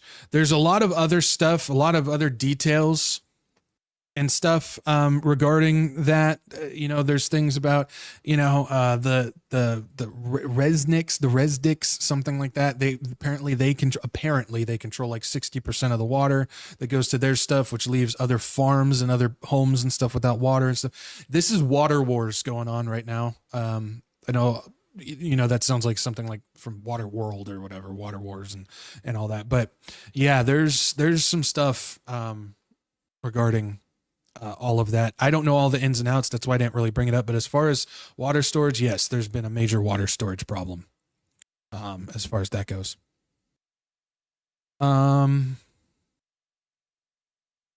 Kissamore, do you think Trump will pardon and hopefully release Jay Sixers? Wow. Jay Sixers on his in his first week in office. So something to keep in mind. I believe that there's going to be a lot of positive things to happen to continue to keep people on his side while he continues to do these other things as well. So it would not shock me if you start seeing reports of deportations. Again, the guy that he brought on to lead all of that, I can't remember his name. He said that it's not going to be a mass thing. It's only going to be like 50,000, even though we got millions in here. So don't be surprised when you start seeing stuff. Apparently there's reports about there's already ICE getting set up in cities and whatnot. Maybe not. I don't know. I'm not going to sit here one way or the other, but don't be surprised if you start seeing stuff like that, they're deporting people. Don't be surprised if he does do something like this with the J6ers and gets them off and everything like that. But don't let that fool you, because everything he's doing underneath with all of this other stuff is still going through. So it's a good way to balance and keep things going. So it definitely could. He definitely could. So it would not shock me if that's one of the first things he does. So it would not shock me.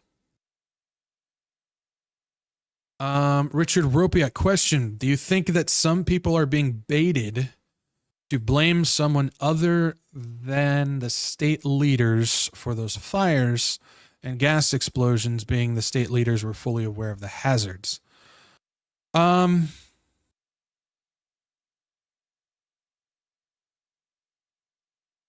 I don't know, Richard, because there's a massive revolt against Newsom, even with all of the other stuff going on, because the dude is just a bad dude. I mean, he's just bad. Like, how you say you're just like a bad, that person's bad or he's just a genuinely bad person. So I don't know. There's still a lot of people that do. See, the thing is I think there could be I don't know, man. I don't know. Do you think that some people are being baited to blame someone other than, I don't know, because even with the main narrative, people are still revolting against Newsom. So I don't think that's the case. I don't think that's the case.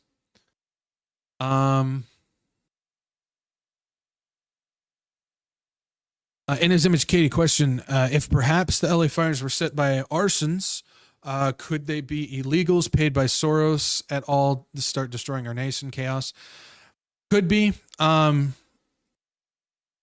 mean, it's again, I'm not saying that it's not. It could be. I know there's a lot of people saying Antifa was running around wearing all black doing it, but I saw videos, confirmed videos, because again, be very careful of the videos out there, guys, but confirmed videos of people that were not, Antifa setting the fires and whatnot. But it could be. I mean, arson, it seems like, again, there's always arsons in California too.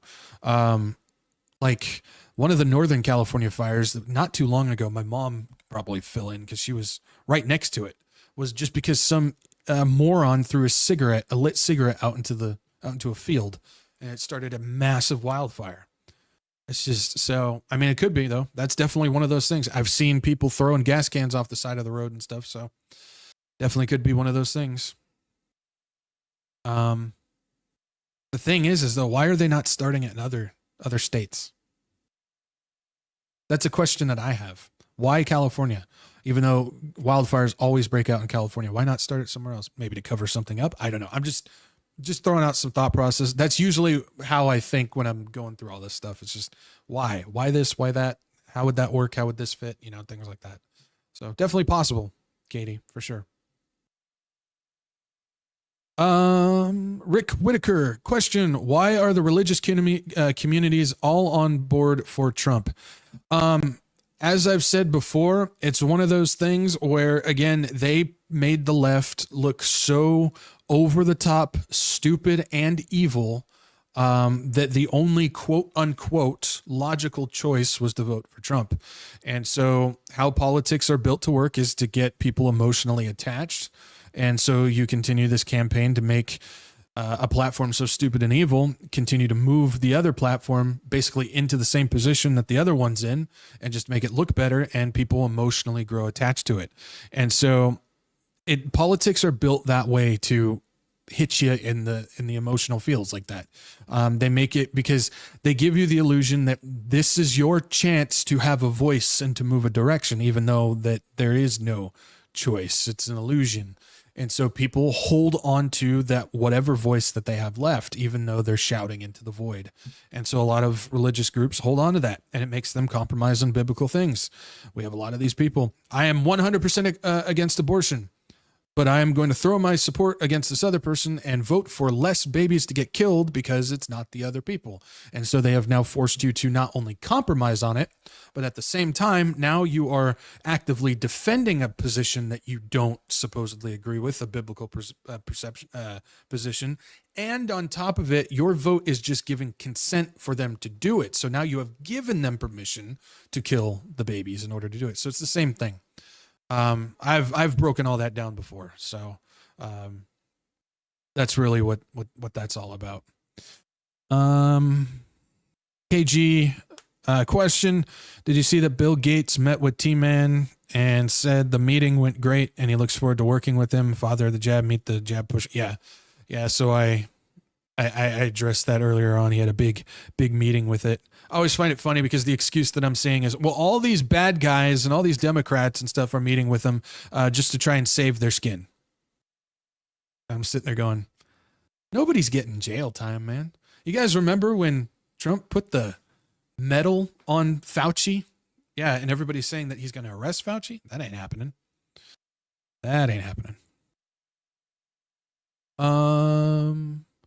Sarah Misfit Montanare. What are your thoughts on the Power School data breach? I don't know anything about that, Sarah. First I'm hearing of it. If you would be so inclined to email me about that, I'll take a look at it. Otherwise, I don't want to stick any foot in my mouth. Sean H. Question, what do you think about Athey Creek Crusade music headliner? Yeah.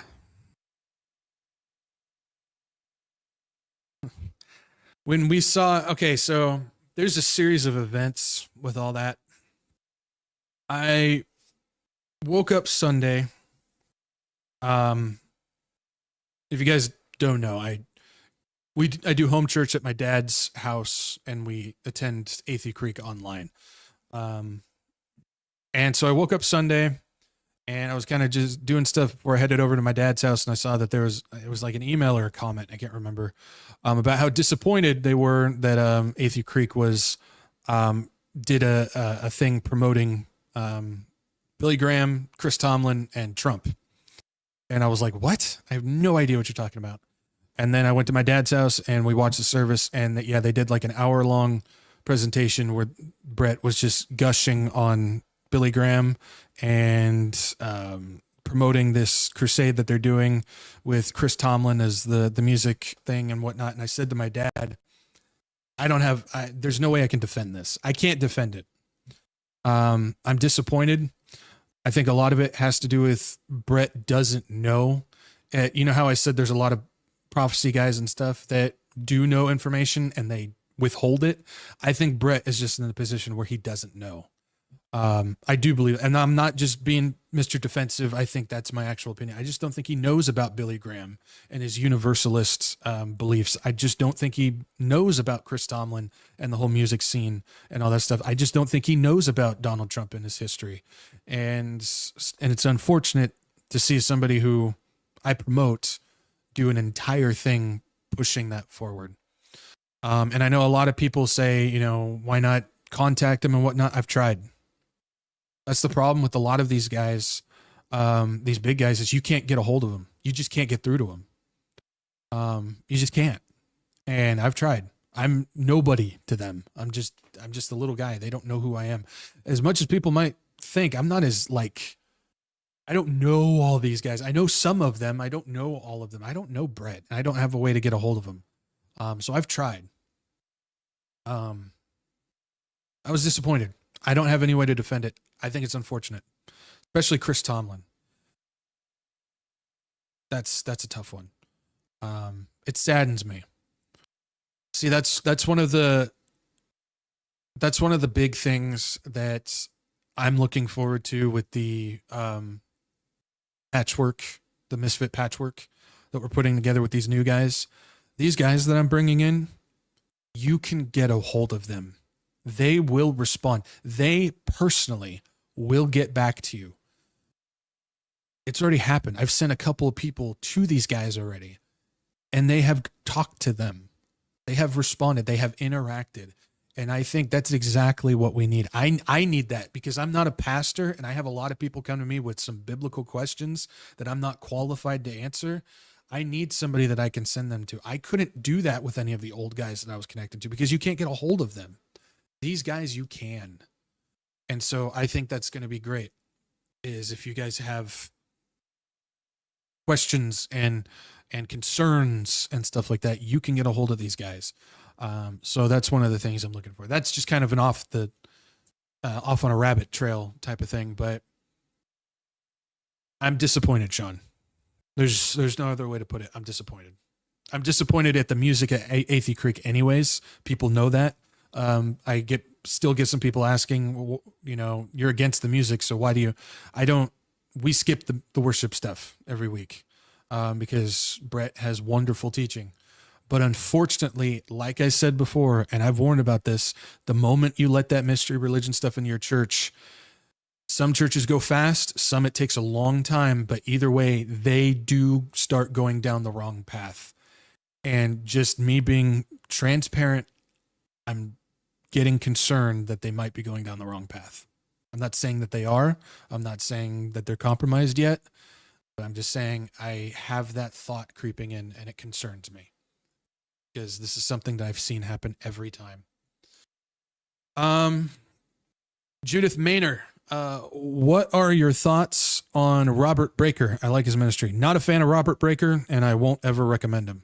The first thing I don't like is he is a staunch, aggressive KJV only person. He's like in that cult.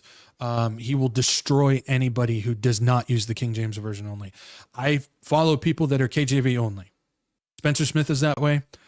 Charles Lawson is that way. But they will not ream you for using another translation. They're not fans, but they won't ream you for it.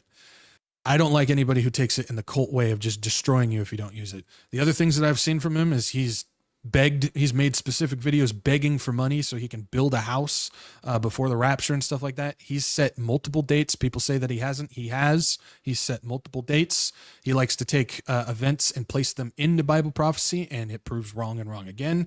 He's somebody who's called like the Revelation 12 sign 3 times by now, when the Revelation 12 sign still hasn't happened yet. Yeah, I can't get behind Breaker. Not a fan. I see Jellyfish 67. What book do you recommend? It's one of those things. I personally use NKJV and NSB 95. Those are the ones that I use. For some research stuff, I'll use the King James, but the King James has things that are opposite of what the original manuscripts say. So it's just one of those things. But those are the two that I mainly use. Okay, a couple more questions. KT, what do you know of the 41st Congress in session on February 21st, 1871, creating the United States as a corporation owned by a foreign interest? Katie, we don't have enough time for that. we don't have enough time for that. Maybe in the future I'll do something on that. I've made reference that the United States is in fact a corporation. It's not a country. And that has to do with it. We don't have enough time to get into that question. So maybe in the future I'll do something about it, Katie. Yeah. So maybe in the future I'll do something about it. Great question. Just not enough time. I hope you understand. All right. Last question.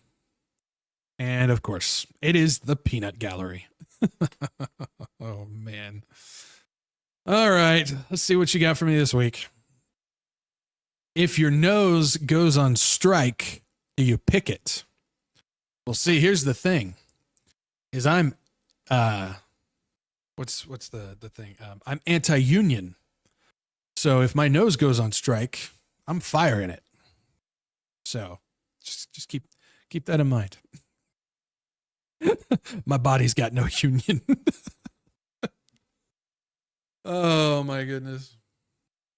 All right, guys. That's it. I think we got all the questions. All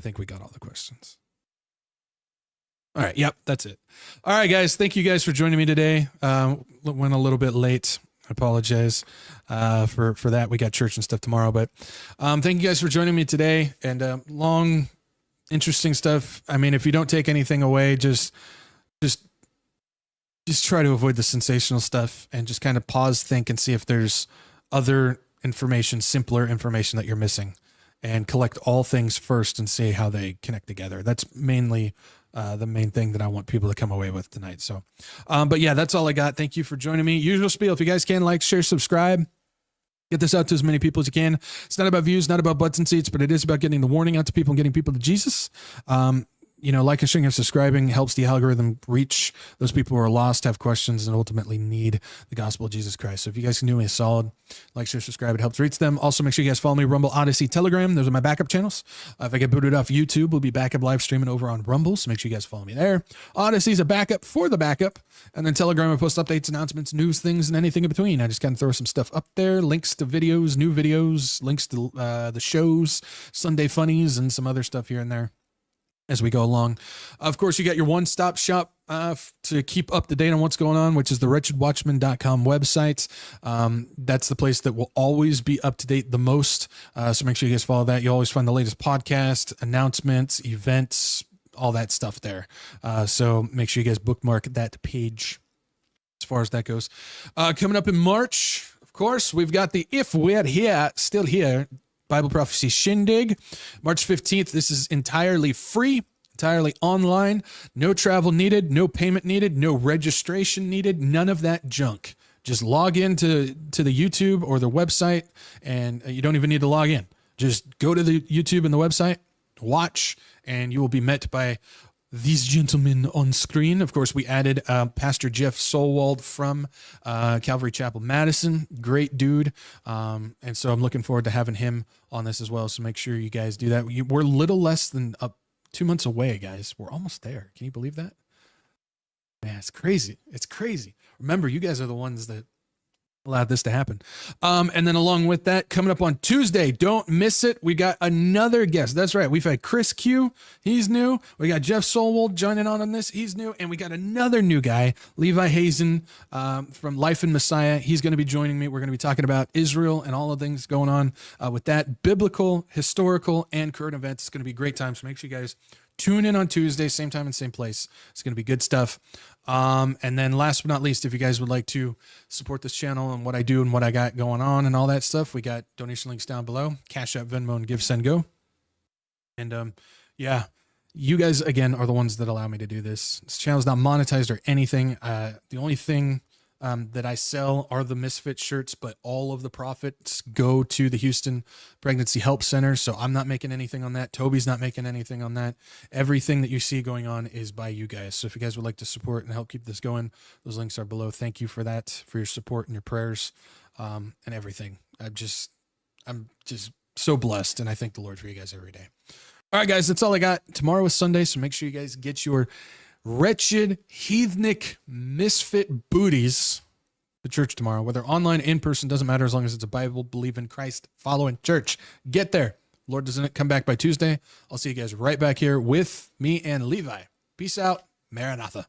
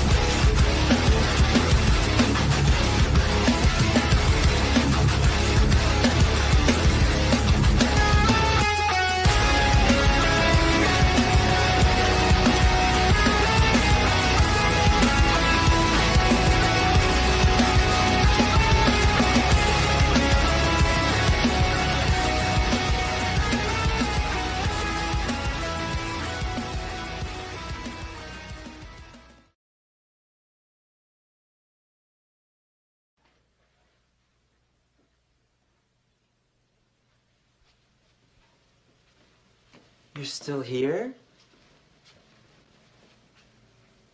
It's over. Go home.